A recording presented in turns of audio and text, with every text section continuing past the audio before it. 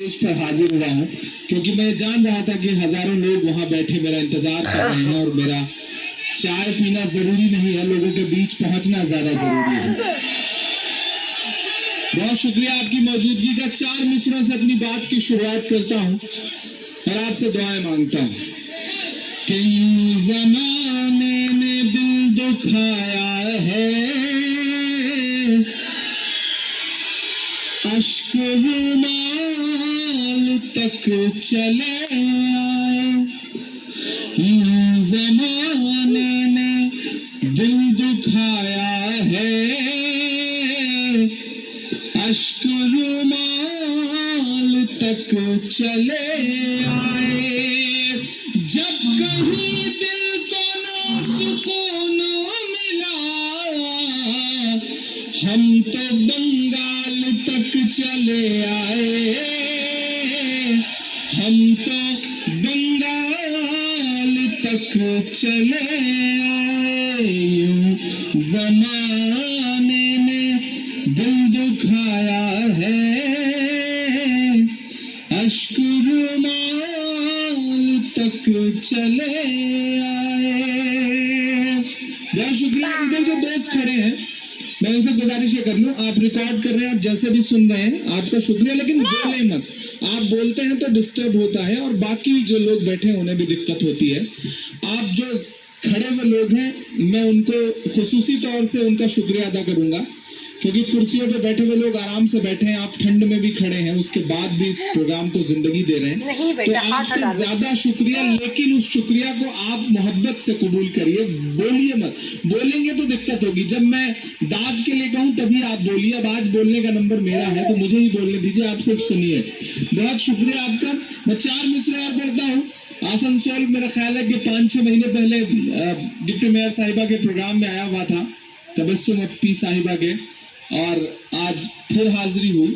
अमूमन साल भर से पहले किसी शहर में जाने की कोशिश नहीं करता और हिम्मत भी नहीं करता, लेकिन आसनसोल से कुछ ऐसा रिश्ता जुड़ गया है कि मुझे लगता है कि जब भी ये शहर आवाज देगा मैं हाजिर जरूर होऊंगा, क्योंकि इस शहर से एक जो मोहब्बतें पिछले 2-3 प्रोग्रामों में इस शहर ने मुझे दी हैं वो अपने आप में बहुत अनूठी हैं। इधर जो दोस्तों से गुजारिश है कि आप जिसे भी बुलाते हैं थोड़ा सा भाईजान अब आप ऐसे चुप हो जाइए जैसे पैदा ही नहीं हुए हैं। मैं गुजारिश करता हूँ थोड़ा सा। बहुत अच्छा, जो लोग खड़े हैं आप चुनाव में नहीं खड़े हैं कि आपको भाषण देना जरूरी है, बस आप खड़े रहें, आप मुशायरे में खड़े हैं। मैं 4 मिसरे पढ़ता हूँ। पिछले दिनों आया था आपके यहाँ तो ये मिसरे पढ़ के गया था, क्योंकि बंगाल एक ऐसा सूबा है, अगर पूरे हिंदुस्तान में दिल्ली की हुकूमत से आंख मिलाकर बात करने की किसी में हिम्मत बची है तो वो सिर्फ और सिर्फ बंगाल में बची है।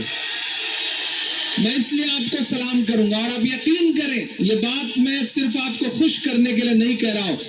दिल्ली में जो तानाशाही ताकत बैठी है वो पूरे हिंदुस्तान में सिर्फ एक शख्सियत ममता बनर्जी है जिनसे आंख मिलाने की हिम्मत नहीं कर पाती। इसलिए बंगाल की जिम्मेदारियां बहुत बड़ी हो जाती हैं, बहुत बढ़ जाती हैं। मैं 4 मिसरे पढ़ता हूं साहब कि अपने अश्कों से अपना रुमाल बचाए रखिएगा, अम्न मोहब्बत वाले सब आमाल बचाए रखिएगा। अपने अश्कों से अपना रुमाल बचाए रखिएगा, अम्न मोहब्बत वाले सब आमाल बचाए रखिएगा। हम यूपी को बचा नहीं पाए हैं उनके चंगुल से। अब सच्चा मिसरा लगे तो सुन के बताना। हम यूपी को बचा नहीं पाए हैं उनके चंगुल से, आप दरिंदों से अपना बंगाल बचाए रखिएगा, आप दरिंदों से अपना बंगाल बचाए रखिएगा। इधर खड़े लोगों का शुक्रिया, इधर वालों का शुक्रिया। जो सामने कुर्सियों पर बैठे हैं मेरा ख्याल है बड़े लोग हैं, कोई काम खुद नहीं करते। ज्यादातर काम करने के लिए नौकर रखे होते हैं, तो हो सकता है दाद देने के लिए, ताली बजाने के लिए भी इन्होंने नौकर रख रखे हो। तो मैं गुजारिश करूंगा कि आज थोड़ी देर दायरा आप भी तोड़ देंगे तो ये शाम जो बड़ी रात में तब्दील होने जा रही है, इंशाल्लाह इसे बेहतर बनाया जा सकेगा। सलाम है तपस बनर्जी साहब जैसी शख्सियत को इस दौर में एक उत्सव हो रहा है। उन्होंने अवाम की भावनाओं का, अवाम के जज्बात का ख्याल रखा, और मेरा ख्याल है मुशायरा कभी इससे पहले शायद इस उत्सव में हुआ रहा हो, लेकिन उन्होंने आपकी मोहब्बत पर मुझे भी आवाज दी और मुझे हाजिर होना पड़ा। तो सलाम उनको। ये बंगाल की खूबसूरती है साहब, ये शहर बहुत अनूठा शहर है। मैं मिसरे पढ़ता हूँ और दुआएं मांगता हूँ आपसे कि आप दरिंदों से अपना बंगाल बचाए रखिएगा, कि चाहे खुशियां हो या मातम साथ मनाता है बंगाल। ये खूबसूरती है इस सूबे की, और इसी को बर्बाद और इसी को तोड़ने की कोशिशें हो रही हैं। कुछ टीवी चैनलों को तो बाकायदा सुपारी दे दी गई है बंगाल के नाम से। आपके यहाँ कुछ हो जाए, कोई भी छोटा सा एक हादसा हो जाए, टीवी चैनलों पे आग सुलगने लगती है। बताया जाता है कि बंगाल जल रहा है, बंगाल सुलग रहा है।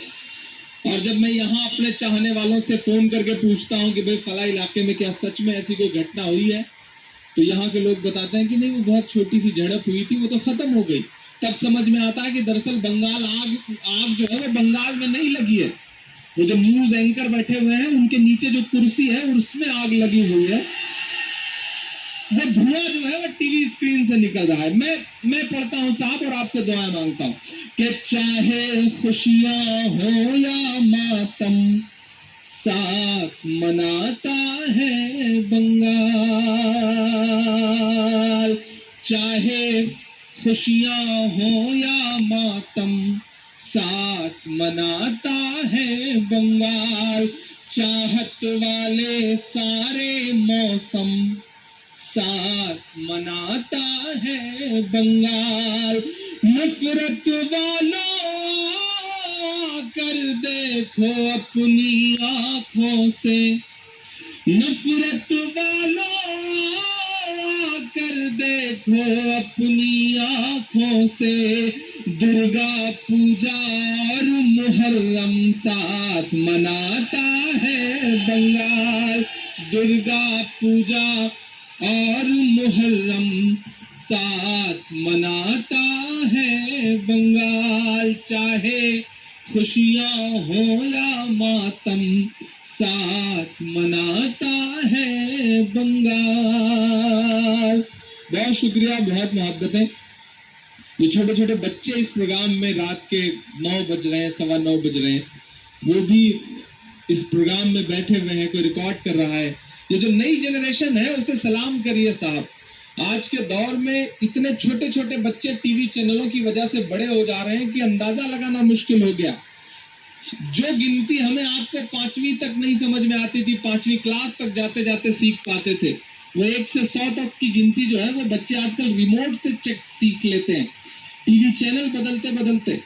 वो एक बच्चे के टीचर ने स्कूल से बच्चे के बाप को फोन किया, बोला आपका बच्चा इतना शैतान है, मैं इसकी वजह से परेशान हो गया हूँ। तो बाप ने कहा हुआ क्या? बोले वो ऐसी तस्वीर बनाता है, ऐसी पेंटिंग बनाता है कि सच्ची मालूम पड़ती है। आज उसने 2000 की नोट जमीन पर बना दी, मुझे लगा असली है, उठाने के चक्कर में मेरे नाखून टूट गए। बहुत शैतान है। तो बाप ने कहा आपके तो सिर्फ नाखून टूटे, मैं तो कल ही आईसीयू से निकल के आया हूं। तो टीचर ने कहा आपके साथ क्या हुआ? बोले वही पेंटिंग वाला मसला है, कल बिजली के मीटर पे कैटरीना कैफ की फोटो बना दी, चूमने के चक्कर में मैं आईसीयू में चला गया। ये हालत है। नई नस्ल इतनी बदमाश हो गई है और इतनी एडवांस हो गई है कि उसकी इस हुनरमंदी को सलाम, और वो उसका लहजा इसी तरह बचा रहे। मैं मिसरे पढ़ता हूँ साहब, मुल्क बहुत बुरे दौर से गुजर रहा है। राम का मंदिर बनाने वाले लोग नाथू राम का मंदिर बनाने की मुहिम में लगे हुए हैं। मैं 4 मिसरे पढ़ता हूँ। मेरा ख्याल है कि आजादी के बाद 70 सालों में पहली बार ऐसा हुआ है कि जिनसे हम इंसाफ की उम्मीद और इंसाफ की गुहार लगाते थे, वो खुद आपसे इंसाफ की गुहार लगा रहे हैं। मुल्क बहुत बदला है। मैं पढ़ता हूं मिस्र साहब कि प्यार की और अमन की हर जहनियत खतरे में है, प्यार की और अमन की हर जहनियत खतरे में है। अब तो सुप्रीम कोर्ट की भी अहमियत खतरे में है, अब तो सुप्रीम कोर्ट की भी अहमियत खतरे में है। ये भी जनता की अदालत में जजों ने कह दिया। बात सच्ची लगे तो दुआएं देके बताना। ये भी जनता की अदालत में जजों ने कह दिया। आज अपने मुल्क में जमहूरियत खतरे में है, आज अपने मुल्क में जमहूरियत खतरे में है। और इस सियासत के लिए ईमान को मत मारिए, राम को मत मारिए, रहमान को मत मारिए।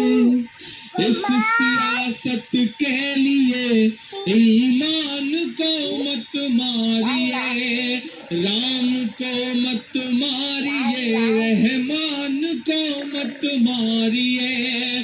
कल मुझे एक गाय रो रो करके ये कहती मिली,